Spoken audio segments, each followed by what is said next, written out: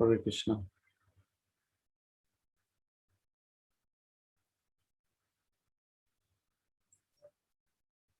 Okay. Om Ajnanandatimirandasya Jnananjana Shalakaya Chakshurmilitam Yena Tasmai Shri Gurave Namaha. Shri Chaitanya Manobishtam Stapitam Yena Bhutale Swayam Rupa Kadamayam Dadanti Swapadantikam Vandeham Shri Gurum Shri Utapadakkamalam Shri Gurum Vaishnavamsha Shri Rupam Sagrajatam Sagana Shri Vishakantam Sham He Krishna Karuna Sindhu Dinabandhu Jagatpate Gopesa Gopika Kanta Radha Kanta Namostute Tapta Kanchana Gaurangi Radhe Vrindavaneshwari Rushabhanu Sute Devi Pranamami Hari Priye Vancha Kalpatarubhyascha Kripa Sindhu Vayevacha Patitanam Pavanebhyo Vaishnavebhyo Namo Namaha. Hare Krishna Krishna Krishna Hare Hare Hare Rama Rama Rama Hare Hare. Om Namo Mahavadanyaya Krishna Prema Pradayate Krishnaya Krishna Chaitanya Namine Gauratise Namaha. Namo Brahmanya Devaya Go Brahmana Hitaya Cha Jagat Hitaya Krishnaya Govindaya Namo Namaha. Hare Krishna. So we are just waiting for our speaker today, but in the meanwhile, I would like to share a video. Let me push up as a post.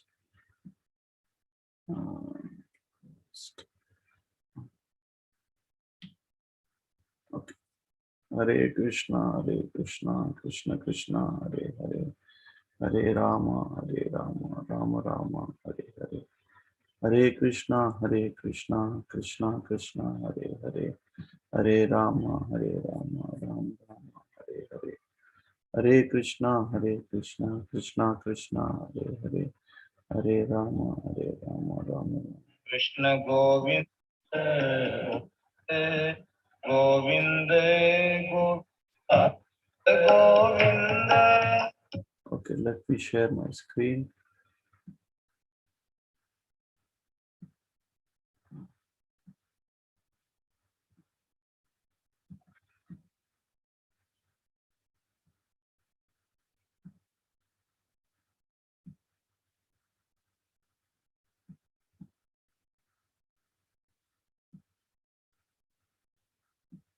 Krishna Govinda, Govinda,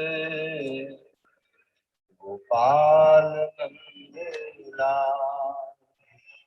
Govinda, Govinda, Gopal. Krishna Govinda, Govinda, Gopal.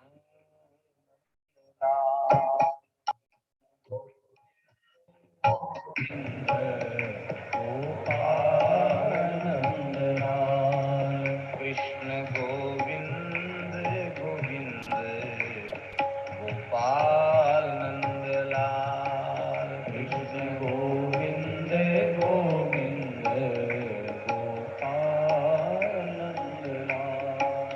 Krishna Govinda, Govinda, Gopal Nandalal.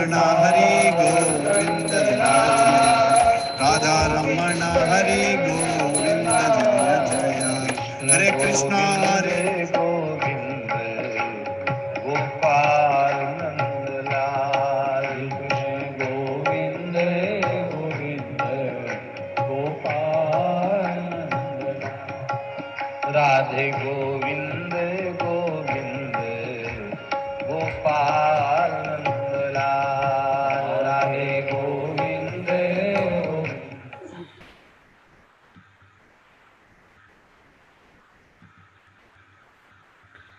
Hare Krishna. So I just our host is joining. His Holiness Vishwadi Rajatirtha Maharaj. He is a late disciple of Pejavar Swami. So from Udupi, Karnataka. So Maharaj is very extensively preaching. He is traveling right now. He is in Belgaum, Karnataka. So he is very well versed in all the shastras. He is writing a book on the cows, especially. So and he is very renowned saint, and we are very fortunate to have him today. Is connecting now because he's in a remote village. There, it's internet is little, but Rishabh, you'd like to introduce yourself? Yes, Hare Krishna. Thank you so much for inviting me to this. My name is Rishabh, and I've been helping Prabhuji, SKP Prabhuji, with the Goshala project, and I'm extremely grateful for that opportunity. Thank you, Rishabh. And yeah, my name is Sri Krishna Purushottam Das. I am in Silicon Valley. So we have a goshala. It's called Sri Surabhi Gokshetra. And we started 1 year ago. By Lord Mercy, we have 8 cows and 1 bull. And Maharaj, you can see. Maharaj, Dandavad Pranam, Maharaj. Please accept our humble obeisances. Hare Krishna. Maharaj, are you able to hear me?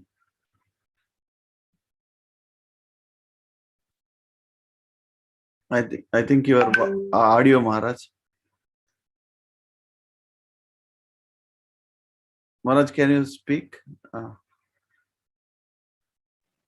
The audio hasn't synced yet, actually, so I think he will need to add an audio source. Oh, okay. Maharaj, I think you need to say yes on the audio. Hare Krishna. Oh, yes, Maharaj, it's connecting. Hare Krishna, Maharaj. Hare Krishna, now I can hear you. Yes, Hare Krishna. Welcome, Maharaj. Welcome to our call today. We are very fortunate to have you. His Holiness Vishwadi Raja Tirtha Maharaj. Maharaj is also is a Pitadipati for the Raja Rajeswari Samsthana. Maharaj is from Karnataka, but he's traveled extensively to Rajasthan. Especially, I would like to highlight one thing is Maharaj in two years ago, 2018. Rajasthan ಯಾತ್ರೆಗೆ ಸುಮಾರು 5 ಲಕ್ಷ ಹಣ ಇದು ಸಂಗ್ರಹ ಮಾಡಿದ್ರು. Maharaj was in Rajasthan, so in Badmer and Jaisalmer at that time in 2018. So there is many cows died, but Maharaj traveled himself and able to help a lot of villages. And I am very fortunate to travel with Maharaj, and he's with Saintly Association. Maharaj, we can start now. Please welcome to our Trisurbi Gokshetra this morning podcast. I also have Rishabh Sharma. He is also in Bangalore right now. He's helping the Goshala. So thank you, Maharaj. It will be initially you'll speak on this subject, the role of a gomatha to healthy society, and then we'll ask you questions at the end. I couldn't hear the last sentence. Oh, so so we will be. You can speak, Maharaj, now, and then after 30 minutes we'll ask you the questions. So after you finish your speech. right away. Okay, Maharaj. It's all yours. Hare Krishna, Maharaj. If there are any questions right away, please feel free to put them forward, because that would kind of help to fine tune what we're supposed to present. Okay, sure, Maharaj, sure. If So, anyone has questions, you should feel free to shoot right away. sure. So, Because Maharaj, yes, I got it, Maharaj. So, Maharaj, in your view, what is the role of a gomatha, cows, in creating the healthy society? and Krishna Purushottam also had come there, and he helped us. He even traveled with us for a few days, and it was of great help and assistance, his presence there. Okay, Maharaj. Thank you. In Karnataka called Gokak. It comes within Belgaum district, so some of you might be familiar with this place. I think the only university of agriculture that is there in Karnataka, I mean, the prominent one, there is a prominent agriculture university nearby here, in a place called Tukanet. Thank you, Maharaj. Hare Ram. So, Maharaj, so in your view, what is the role of a gomata to create a healthy and healthy society, for all the human beings? Yes. So you can tell in materially and also in spiritually. So yeah, please go ahead, Maharaj.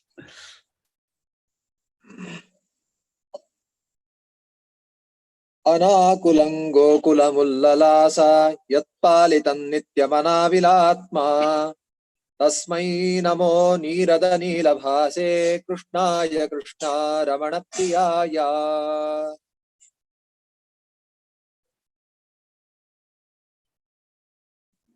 अग्रतः सन्तु मे गावः गावो मे सन्तु पृष्ठतः गावो मे हृदये सन्तु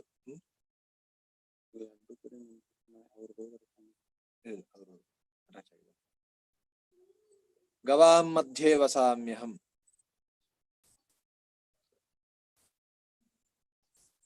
श्री गुरुभ्यो नमः यो अन्तः प्रविश्य मम वाचमिमां प्रसुप्तान् संजीवयति अखिल शक्तिधरस्वधाम्ना अन्यांश्च हस्तचरणश्रवणत्वगादीन् प्राणान् नमो भगवते श्री गुरुभ्यो नमः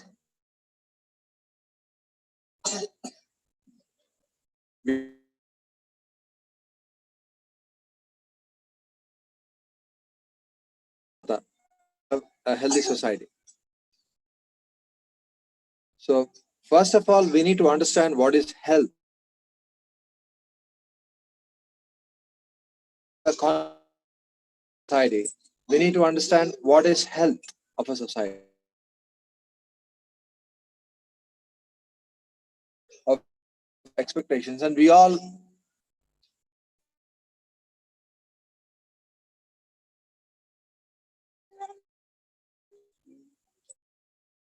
want to be happy. We are unhappy when we receive the consequences of our activities many times, especially activities which are done in ignorance. Like Krishna says, Dambho darpo abhimanascha krodha parushamevacha ajnanancha abhijatasya partha sampadam asurim. See, ajnana, dambha, darpa, ahankara, we can see that mostly these are the inspiration for our activities. When we decide to accomplish something, when we decide to do something in this world, we mostly decide based on dambha, darpa, abhimana. It's all based on materialistic ambition, usually. There is no consideration, there is no higher consideration other than what I would want to have. Now, dambha, darpa, abhimana, krodha, all these qualities, they make us myopic because we fail to see anything other than just ourselves and what we want. We would fail to recognize the existence of anything significant. Up doing things which will of course have ramifications and consequences which are not expected. Let's begin by understanding how is it that a healthy society would be? What does a healthy society think of itself as its function? Or how, with what attitude would a healthy society live? Krishna summarizes this attitude in the Bhagavad Gita as yajna. And Krishna puts it all in one verse by saying, Yajnarthat karmano anyatra lokoyam karma bandhanaha. Go is understood, gomatha. I would use the word go interchangeably with gomatha or cow, or she is understood as, like we say, Ghritam Bhati Yajnarthe. Her relevance is unquestionably, I don't think there is any doubt about this idea that cow is relevant because of its connection with yajna. Now, most modern human beings just understand that, okay, what would be the significance of cow with yajna? Because yajna is mostly understood as what's the picture that first of all comes when you hear the word yajna? You would think, okay, there's a fire and there's pouring of ghee in the fire. So this is the first picture that comes when you immediately, when you, at the very oral reception of the word yajna, this is what you get. So then one would easily connect saying, okay, the cow gives ghee, so that's how it's relevant to the yajna. But that is not the yajna that Krishna is speaking about in the Bhagavad Gita. The yajna that Krishna is mentioning and explaining and emphasizing very much in the Bhagavad Gita. In fact, that can be spoken as one fundamental principle that is emphasized by Krishna that forms the light to understand the entire Bhagavad Gita.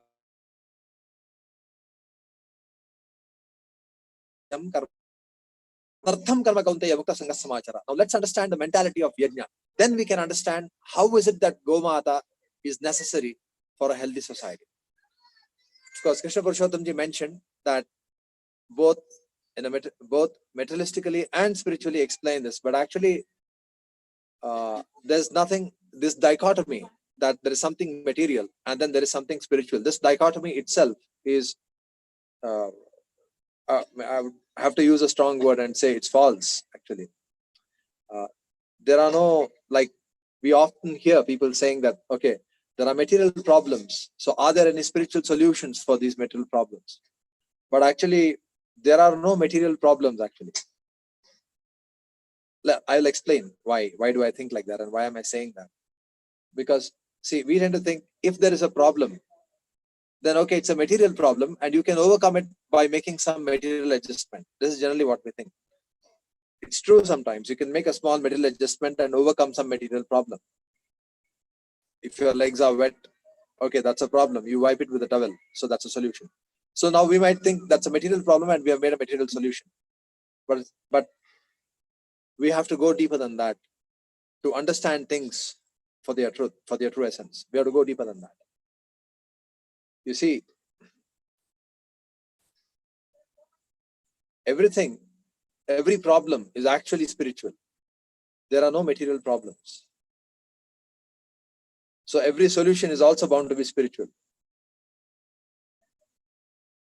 All that we term as a problem is actually a consequence to some attitude of ours. The nature around us is conscious. And so when we do something, there is a consequence. Now, to understand yajna, let me come straight forward to this idea of what is yajna. What's the proper attitude then of us, the way we have to live here? What's the proper attitude for that? Well, definitely the one wrong thing, the one wrong attitude is that it's just we who are living here. Because that's just simply not true. Most modern worldviews happen to be anthropocentric. Anthropocentric in the sense that you assume that it's only human beings who are actually meant to live here. We are in fact living. All government policies, every budget is made with the idea that it's just human beings that are supposed to survive here and subsist. is as though we have taken for granted that every other thing that's there here is just meant for us to exploit and extract. But that's simply not true. Our sages have said that there are 84 lakh species of life that they've known. If we count collectively as a human species today, how many species are those that we are aware of today? I don't know how many we can count up to, but I doubt that it's 84 lakh. But still, 84 lakh species are not known to us. The species that we interact with on a daily basis are very few. They don't count in lakhs. We wouldn't even know the names of lakhs of species. But the sages have said that there are 84 lakh species of life, and so many lakhs are like this, so many lakhs are there they dwell in the water, so many of them dwell under the soil, and so on and so forth. Now, we may never be able to count them or know them specifically. That would not be necessary. But just to know that there are 84 million species, 84 lakh species of life. And knowing about them is not just knowing the number, but there is something more to it, which is important for the proper understanding of yajna. Now, we are human beings, and human beings are understood as middle beings. There are many that are below us in the sense that they're smaller than us. For instance, the worms, the insects, the animals, the birds, the flora and the fauna that we see around. They all number in lakhs, of course. And there are lakhs of them who are above us. Those may not be known to most of us today, but some of them we can name, which are known generally. If you have a general reading and an understanding of Mahabharata or the Puranas or Ramayana, then you would have heard terms like Vidyadharas, Kinnaras, Apsaras, Gandharvas, Yakshas, Nagas, the Siddhas, the Rujus, and so on. So these are all various species of life that are above us. Now, each species of life that be there has a specific function that they perform, which contributes in some way or the other to the very subsistence, to the existence and the well-being of life in general. Now, this has to be understood properly. There is no species here that is just redundant or has no specific function. Let's begin by being very clear about that. Okay. So there are termites, ants, mosquitoes, who are generally seen as rodent. We use terms like rodents, pests. These are quite derogatory terms, but actually, if we are aware in principle of their function, then there is not one species of life that's just redundant or just not necessary. There's none. You see, extinction is one idea that's being floated around, but you see, species that are counted as being extinct today, it's not really that they've gone extinct, but it's just that their number is not just enough that we see their presence or their presence is expressed in any way. But that doesn't mean that that species has gone non-existent. I don't know, some of you might be aware of things which have been going around the internet also, like there are many dinosaur citations even today in the Amazon and so on. So extinction is not an idea that's completely verified as such. But every species that is there has a function. Now, we don't know, I mean, it's not so much of concern whether they've gone extinct or not, but still, even say now we are living in a small area of land, say like 20 acres of land. That particular species of life may not have gone extinct, but it could have gone absent from your area of life. Now, that's what concerns us. say, a certain type of termite or a certain type of fungus or a certain type of bacteria that thrives in the soil, because of consistent use of pesticides and herbicides and whatnot, and so many kinds of chemicals that are sprayed for the purpose of getting rid of weeds, what have these affected? These have affected in the absence of certain species of life. For instance, earthworms, they are supposed to be present at least 10 per square feet, at least. But now, since the last 2-3 decades of abuse of Mother Earth using chemicals, we have seen a significant reduction in their number. So like this, they may have gone, they might have died away in a certain area. Okay. If that happens, then that place is bereft of the function of that species. But the fact remains that every species, no matter how small or tiny it is, it has a specific function with respect to the ecosystem around that is irreplaceable by any other species. Now, this is what we have to take into account. Each one of them unfailingly execute their function because their existence is tied with their function. For instance, if there's an earthworm, it goes up and down the soil for a few feet. I guess it's what, 6 or 7 feet per day. It drills into the soil up and down. Now that is tied up with its, if it has to stay alive, it has to do that. There's no other way for it. It doesn't have the liberty to say, no, I would exist without doing my function. This doesn't happen with any other species of life that we do around. Their existence is in such a way that their subsistence is gotten by their execution of their function. Okay, now this is one general thing about every species of flora and fauna that we witness around us.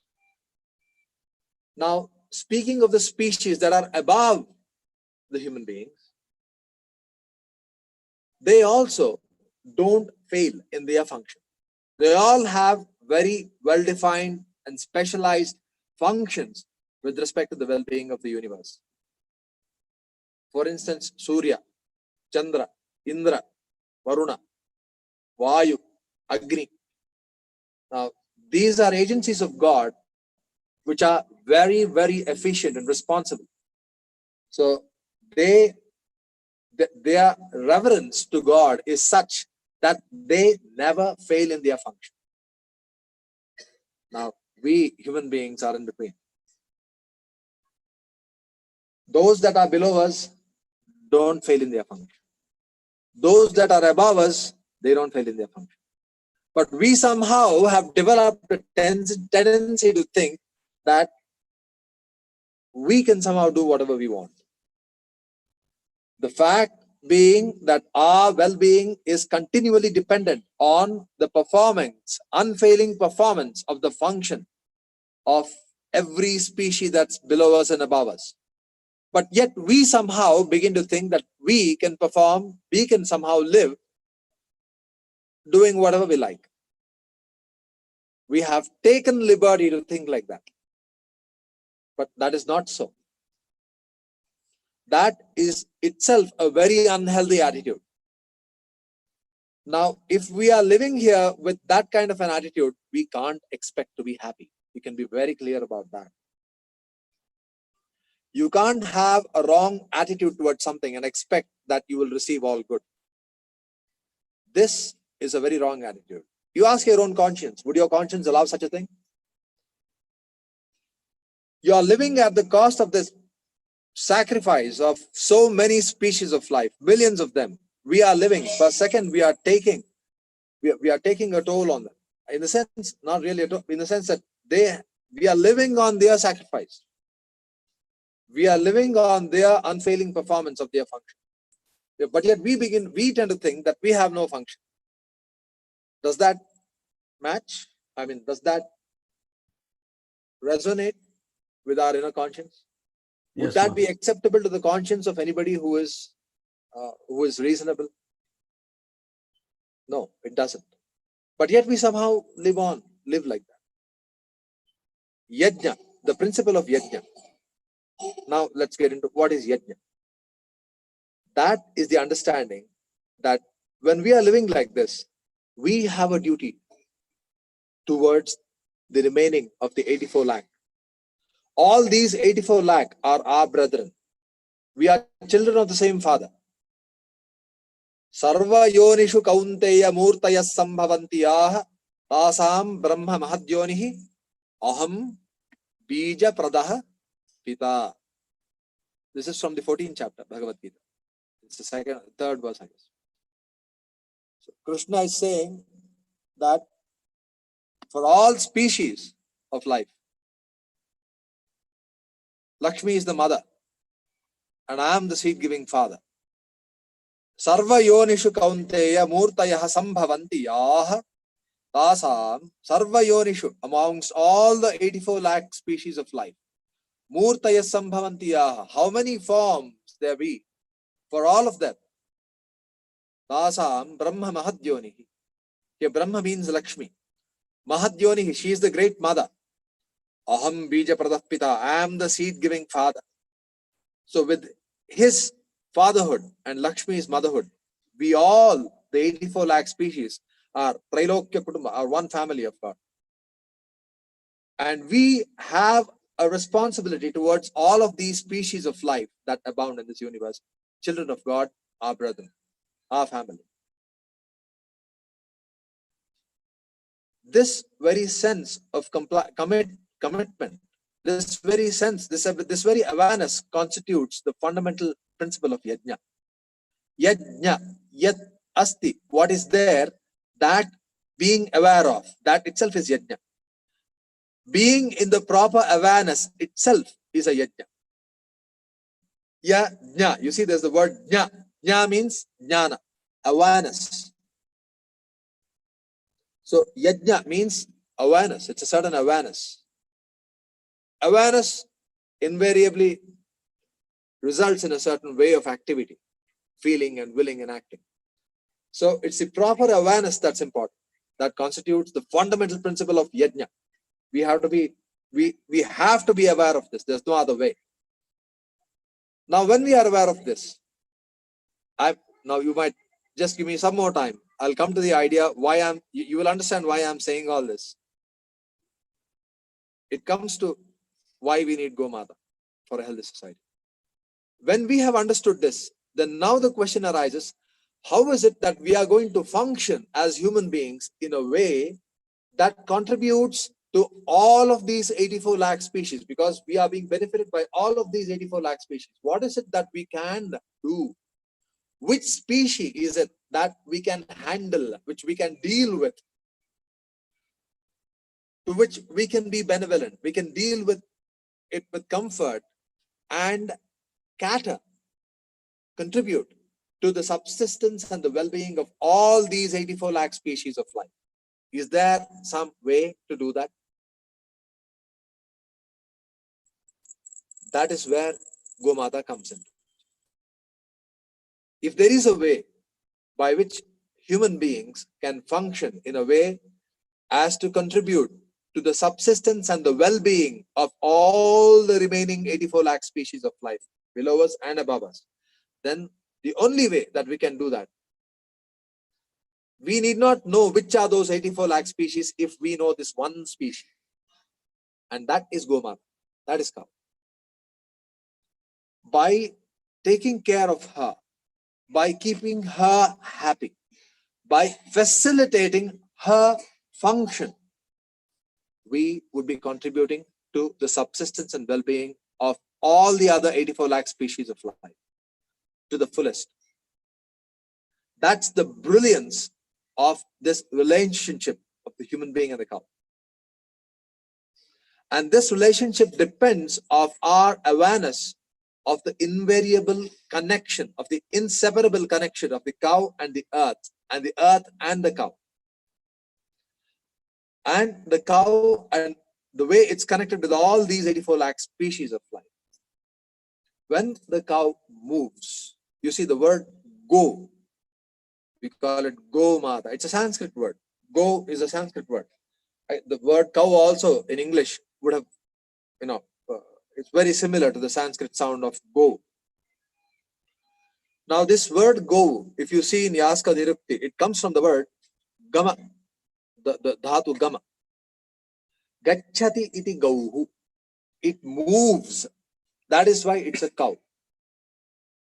See, the word go, it has several meanings. Over 20 meanings. Our senses are also called go because with the help of them, we move. That which makes us move is go. The sunlight is also called go because using the assistance of the sunlight, we are able to see and hence move. And hence the sunlight is go. So also our senses are go. Earth is called go because it's with the help of the earth that human civilization has any movement. You see? Similarly, the cow is called go because when it moves, it enables the function of all the other 84 lakh species of life. When the cow moves, then something happens to the earth below. When it moves, when it grazes, then there is something, it's not understandable by modern science. Modern science is blunt in front of the complexity of nature. What happens when a cow moves on the earth is complex. It's terribly complex. It's much more than what our blunt scientific instruments can ever cognize. We need to begin to understand that. But still, there are some things that we can see and get a hint. They are only a clue to us about how complex a phenomenon is.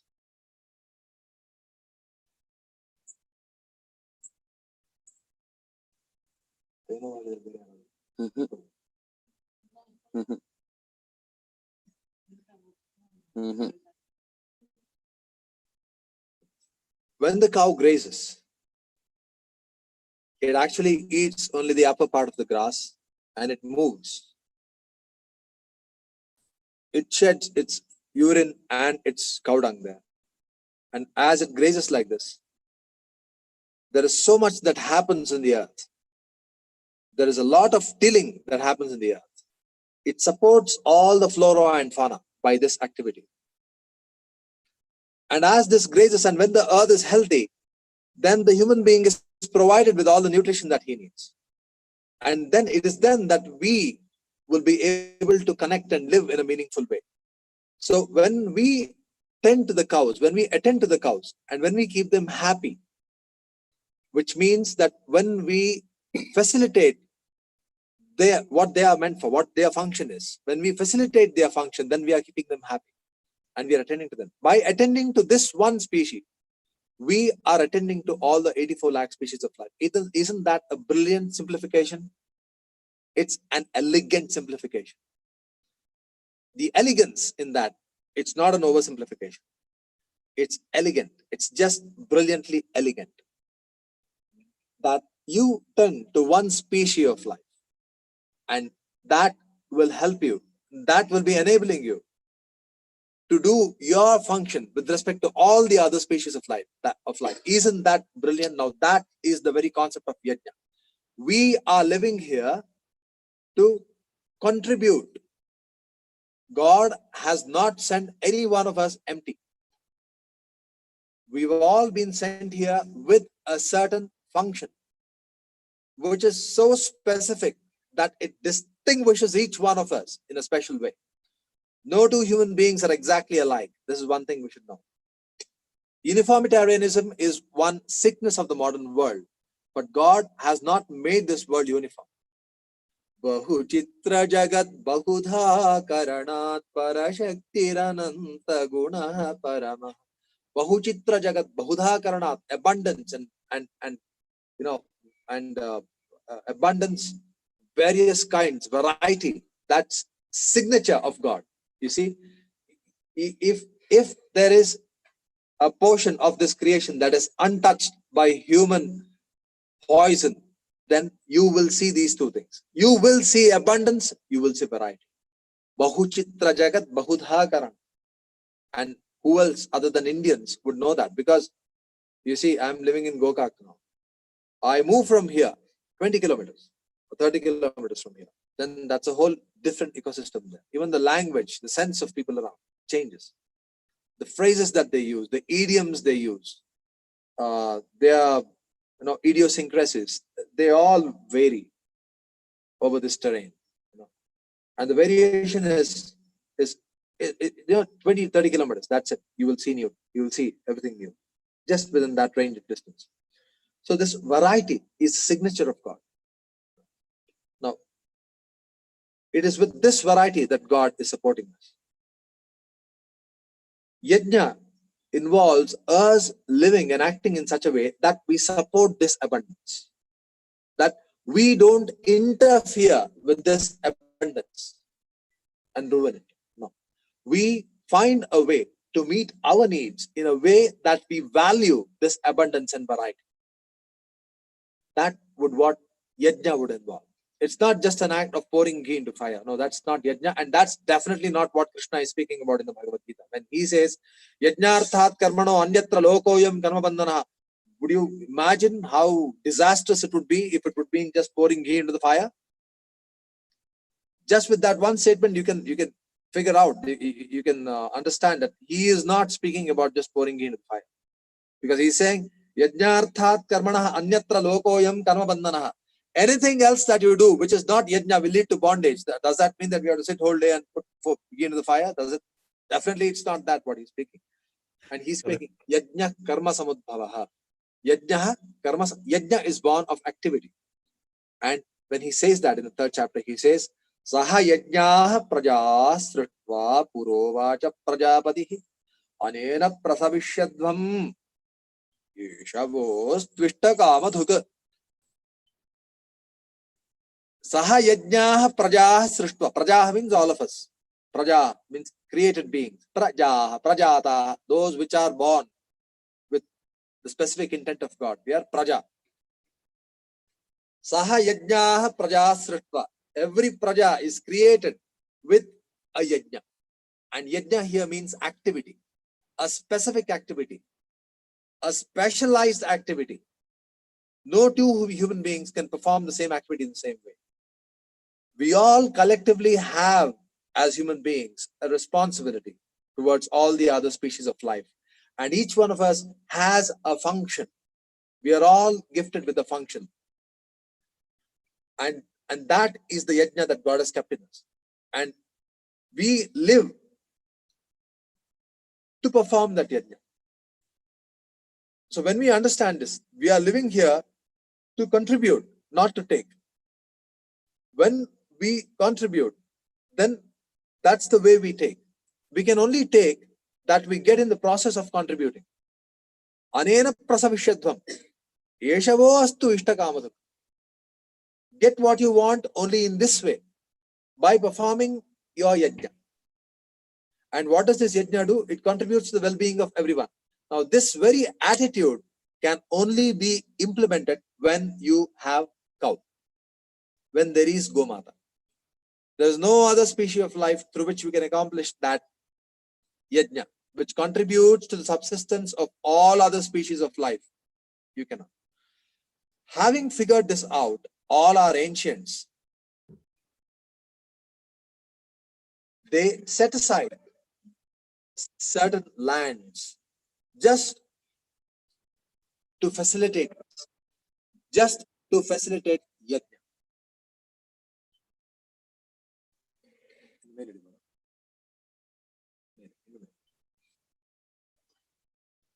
And they were called the pastures.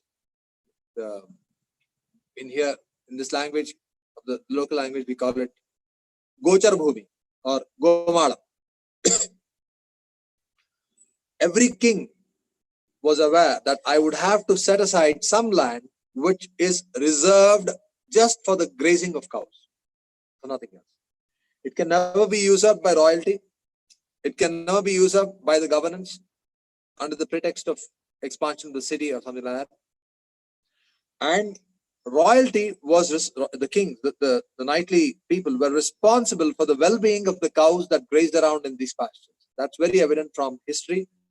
Of course, you wouldn't have seen that in the Mahabharata or the TV serials, because that portion is not shown on the TV. But actually, if you read from the Shastras, it's very evident. For instance, every instance is an instance, but how many? I'll just give you how ubiquitous it is. Everywhere it is in the Shastra. For instance, you might have heard of this event wherein the Kauravas go and they visit the Pandavas just to intimidate them, just to make them feel low, that you people are wretched, that you have lost everything that you have, and we are at a position of advantage. Just to give them that impression, the Kauravas go to the place where the Pandavas have camped, and they set up their camp just by the side of the Pandavas. Now, the pretext under which the Kauravas had gone to do that, you see, it's not like how it is told to us. They are living in a real society with real concerns and with real paradigms. So when they do something, there has to be a context and there has to be a pretext. So what is the pretext under which the Kauravas went to the camp of the Pandavas? It was to monitor the cows that are grazing at the periphery of the borders of the kingdom of Hastinapura. Now, this context would be known to a person who has read it from the Shastra, but it is not shown on TV. So it's very clear that throughout history, gomatha was a concern, and that was the way by which humanity lived on a platform in which it contributed positively to the well-being of everybody. Because it was too foolish for someone to not understand this. But somehow today, because of technology and because of so much wrong information and wrong ideas, somehow a human being has descended to this platform wherein he can't reason in this way. This reasoning is not appealing to him, that I cannot just live in a way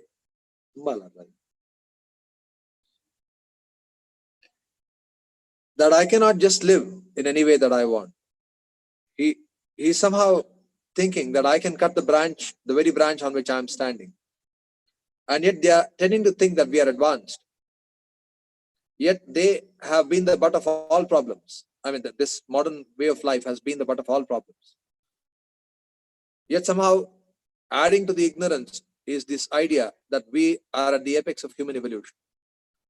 Now, unless that idea is gone, we will never come to understand that gomatha is the way to a healthy society. See, if tomorrow technology is removed from this world, naturally people will come to this understanding, because this is not something that's invented. It's a discovery that any sensible person would do. Like if you are left with the forest, when you feel hungry and when you feel thirsty, you will definitely make discoveries how to find that water and how to find your food. So similarly, you would make this discovery. It's just that this technology has enabled human beings to pursue things that are completely unnecessary. And it has removed us from the real context of life. And it has made us pursue things that are completely detrimental to our own well-being.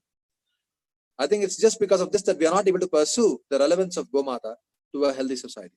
A healthy society constitutes in the healthy attitude of a society, and that attitude is none other than this.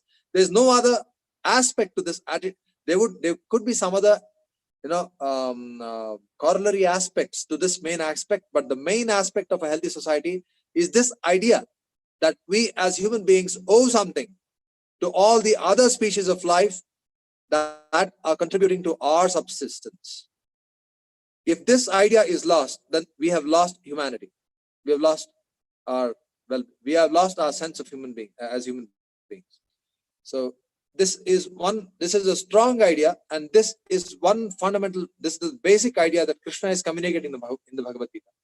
So I would like to just put this across like this simply. I've tried to put this across, but I'm sure questions which are going to come now will help me put this across in a more clear way. I tend to be often more clear about what I'm trying to say when there are questions put.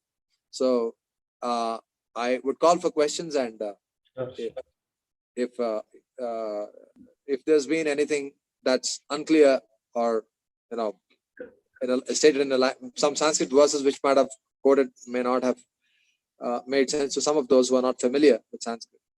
So if there is anything like that, so please come up and ask questions. Maharaj, first of all, thank you very much. You cleared our illusion. We are in illusion. You connected the dots well, connecting the gomatha with the yajna, coming from taken verses from Bhagavad Gita. And one thing which I liked it, you mentioned when the cow graze, scientifically, we don't know the advantages of how mother cow when gomatha grazes on the grazing land. So thank you very much, Maharaj. That's a really takeaway for me today. So Maharaj, the question is that in general, right? So the people in Kali Yuga, what is the precious become because of the Kali, that it become unprecious, right? So like Gomata, how to educate, Maharaj, in general for people, right? They know the value of Gomata, they know everything, but they don't give much importance in the daily life. I mean to say, like in olden days, we used to live with the cows, so but nowadays it's becoming like they're having dogs but not the cows, so can you just elaborate, Maharaj, just like your realization on this, like how to take it to this like mass public, so like You see, we can do our duty. That's all we can do. right. We can speak, we can elaborate, we can simplify. But to say in Krishna's own words in the Bhagavad Gita, if you see chapter 2, just before the Sthita Prajna Adhyaya, just before the Sthita Prajna part in chapter 2, Krishna says 2 verses to Arjuna. Yada te moha kalilam buddhir vyatitarishyati tadagantasi nirvedam shrotavyasya shrutasya cha. He's telling Arjuna that you might have heard so many things, you might have seen so many things, but what you see and what you hear, you will be able to comprehend that for its truth only and only when your buddhi, when your intelligence has crossed over the moha kalila. Moha kalila means the waters of illusion, the mudlogged portion of illusion.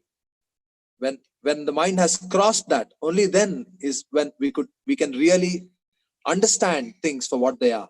Whatever we have heard, whatever we would have seen, we can understand them for what they are only and only when the intelligence has crossed over illusion. So like that, people, you're saying that in general people are like that, guided by Rajoguna and Tamoguna. So that's why the society was divided into 4 varnas, wherein there was one varna which was especially in charge of teaching and keeping the Rajoguna and Tamoguna of people under check.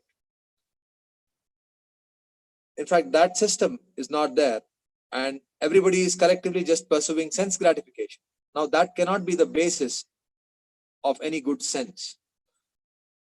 Gratification of senses, when that becomes the goal, and when people are competing on that basis, there are companies, there are huge establishments that are competing, trying to facilitate the base instincts of people. And this being the basis of competition, one providing better than the other, people have so many options to choose and to constantly be under illusion, to constantly be gratified, to constantly be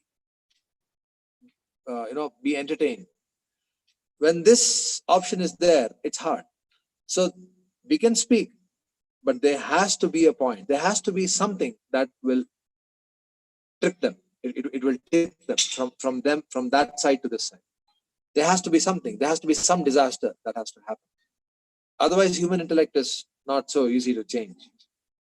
They have to witness the cliff. They have to see that the next step forward is an abyss into which if we fall, there's no recovering, there's no living.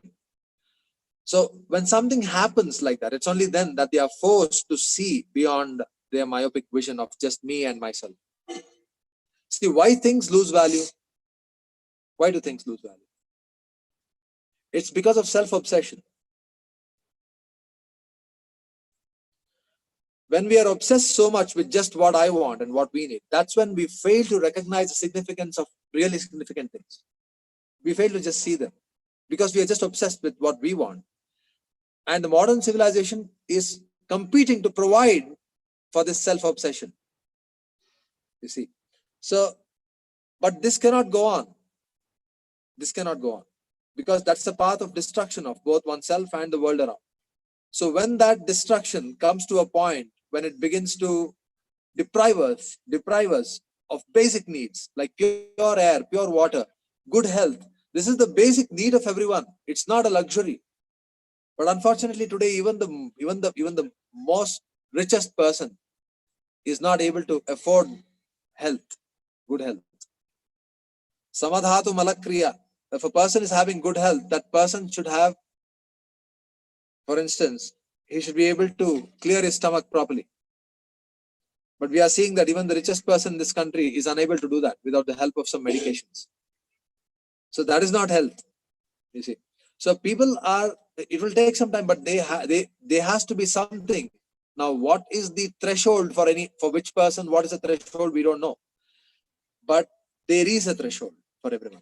And unless something happens to the people which is beyond that threshold, there's no way that they're going to trip. They would nod their head in front of you. They would understand the principle.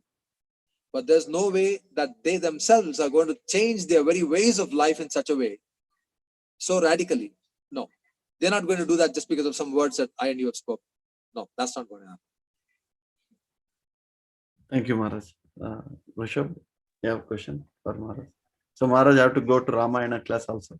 So you can ask. Sure. Thank you. Thank you so much for the incredible lecture on, the connection between everything, all the species. That was very new to me. One question that I had was, it's more specific to, the modern way of farming and agriculture that's going on. How can gomatha and especially with so many industrial or large scale farming that's going around, is there a way everyone could employ an organic way of producing food and at the same time feed everyone on this planet, or is that something that's far away? No, it's not really far away. It's not really far away. In the United States, yes. In America, it's no.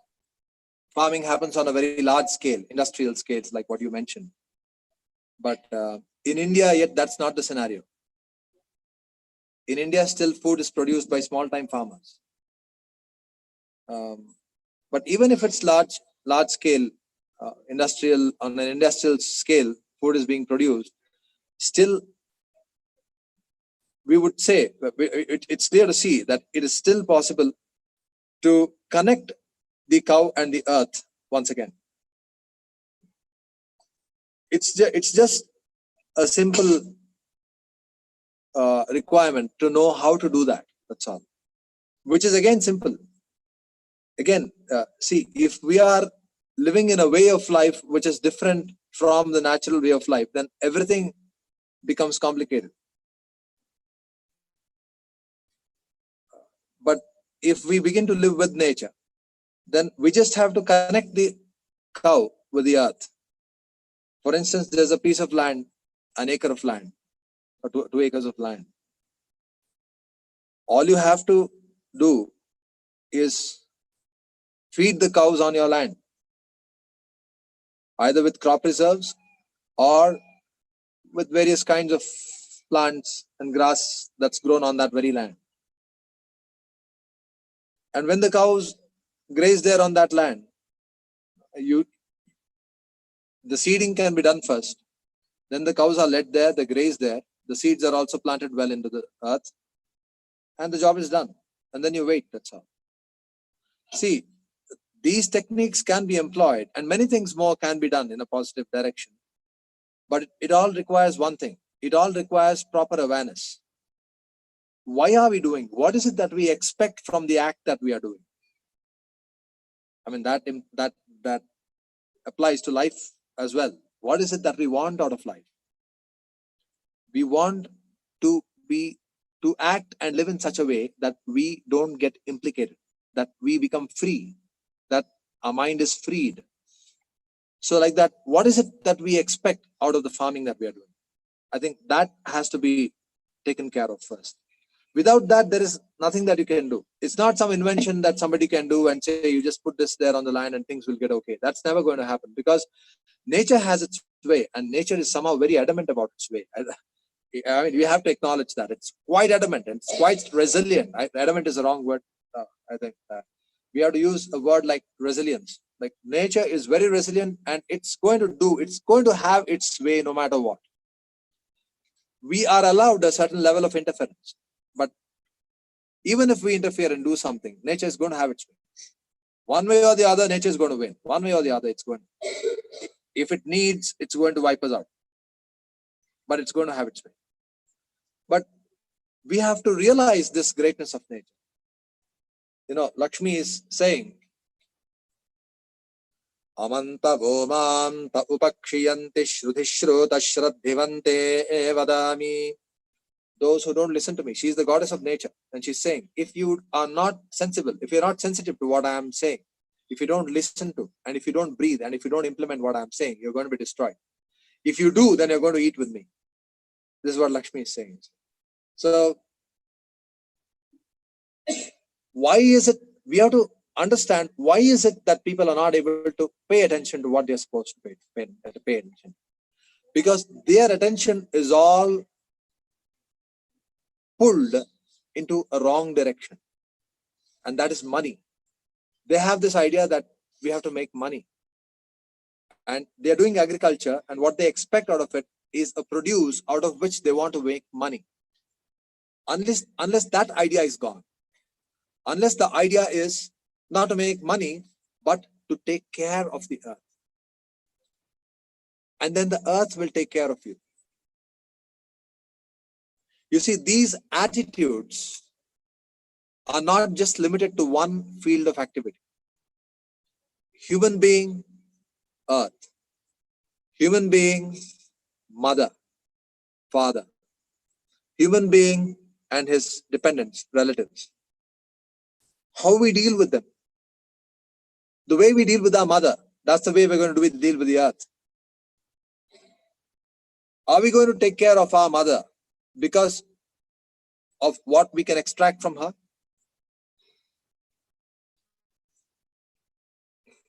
No. In the same way, we won't be taking care of the earth just with a vision for what we can extract from her. We have to be taking care of the earth with a feel that she's our mother. This idea that she's our mother, Bhumi Devi, Bhumi Tai we say here in Kannada, that she's Bhumata. You can understand Gomata only when you understand that Bhumata. Bhumata and Gomata are inseparable. That is why Mother Earth went in the form of Mother Cow to invite God to come here and rescue her. So Bhumata, Gomata have both to be taken care of, not for what we extract from them, but with the idea that when we take care of them, they are going to take care of us for sure. Why will they not? What is the reason for this mistrust that if we take care of them, they are not going to take care of us? Who brought this in? From where is this wrong idea coming? It's only coming because of this obsession with money. If you take care of them, you are afraid that we won't be able to sell our produce to a certain industry who will give us money. But that's a very wrong way of looking at the earth. And we as human beings can't descend to that level of looking at the earth with such vision. We have to deal with them as they deserve. And Mother Earth is a very lofty goddess. We sing to her. And I think that attitude should govern our activities that we do on her. These attitudes that are reflected and that are taught in the prayers that we sing to earth. For instance, we sing to the earth, Bhumi Devi Mahabhage Vishnu Priyatame Shubhe Vam Natva Vijarishyami Sarvayatra Pravartane Samudra Vasane Devi Parvatas Tanamandite Vishnu Patni Namastubhyam Padasparisham Kshamasvame. These attitudes, they have to reflect in what we do on the earth. These are not just meant to be sung and relished as a sentiment, but they are a truth which we have to tune into. I think we have to begin to recognize that. I think that is what will make us do whatever it takes to connect things as they belong. See, what does it mean to protect something? To protect something means that you need to understand its own true essence. What is the truth? What is the true essence of that thing, what you're trying to protect? To preserve that essence of that. That is protection. To take something and turn it into something else is not protection. That is destruction. We may translate in our own thoughts that we have made it something better, but actually it is a destruction. Anything that opposes the essence of something, anything that makes something feel irrelevant, that's not protection. We have to recognize everything for its essence, for its value, for its function, and we have to facilitate that. And that is what its protection is. We have to recognize what earth is. We have to recognize what mother cow is. We have to recognize what we are and the 84 lakh species of life and how we are interrelated and what is our duty. How do we constitute in this world? We can't do what we like. Say you are in a symphony and there's a grand symphony going on and you take in some instrument and you just start playing it in your own way. It's going to just create some nuisance. It's going to discord with the main theme of the symphony. And everyone on that symphony who is playing along with the main theme is going to want you out. So what human beings have to do, they have to first of all understand that we are part of a greater symphony. That there's a much, much greater symphony that's going on here, that is supporting all these 84 billion species of life, which we better not mess with, which we better begin to understand properly and then play along. Play our own instrument, play our own activity in a way that doesn't discord with it. I think that understanding is quintessential to decipher what our function should be. Thank you. Change is all going to come out of a change in awareness. And again, as even Krishna Purushottam asked, awareness, people will choose to take to an awareness that is different to their current paradigm only when they are required to do so. And there has to be some kind of a disaster, some kind of a disease or deprivation that's going to force them beyond that threshold. Yeah, Vishal, I don't know if that. Yeah. Yes. Thank you. Yeah. Thank you, Maharaj. It was eye-opener for all of us. And as you mentioned, the threshold will wait for threshold. So no, we don't have to wait for the threshold. Yes, Maharaj. We need to do what we are doing. Right. No, I mean to say, for I'm speaking not myself, Maharaj, in general, right? So the threshold will happen, but thing is, we are, as you said, we have to do our dharma. That Yes. whatever we are doing, and leave it to Krishna. So that's what it, right, Maharaj, you said. So yeah. Yes, and what we are doing is of value. Don't evaluate or don't underestimate the value of what you are doing in the right direction. Every small little thing that you do in the right direction is of immense value. Right. It can't be estimated.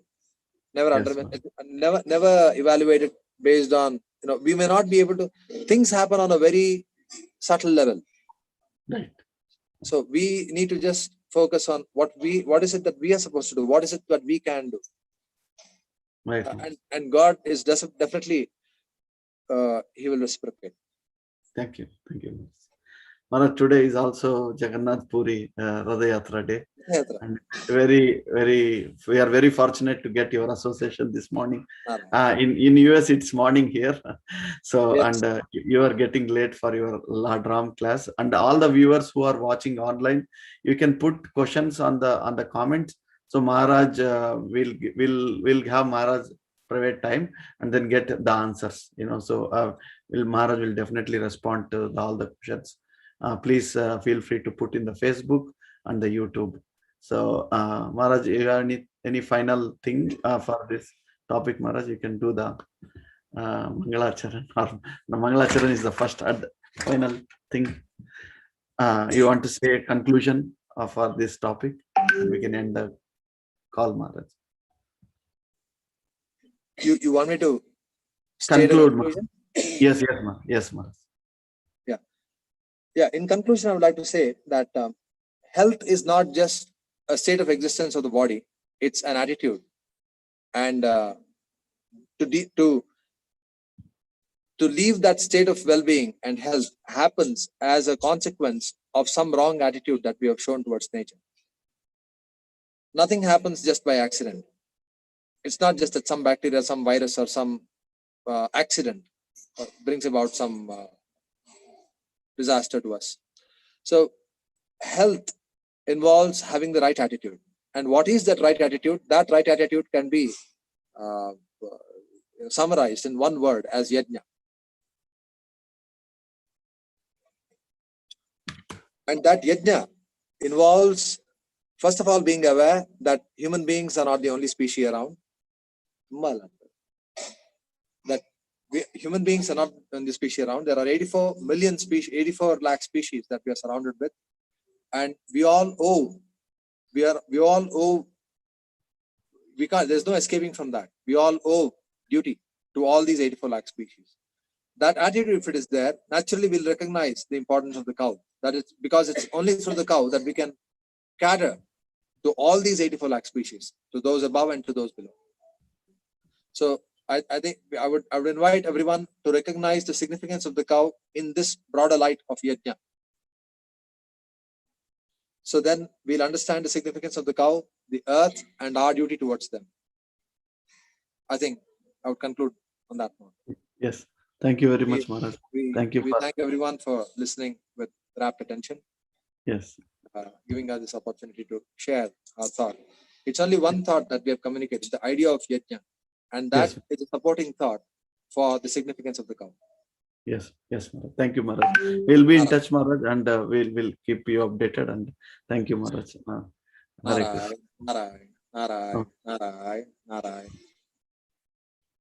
Hare Krishna. We are in the call.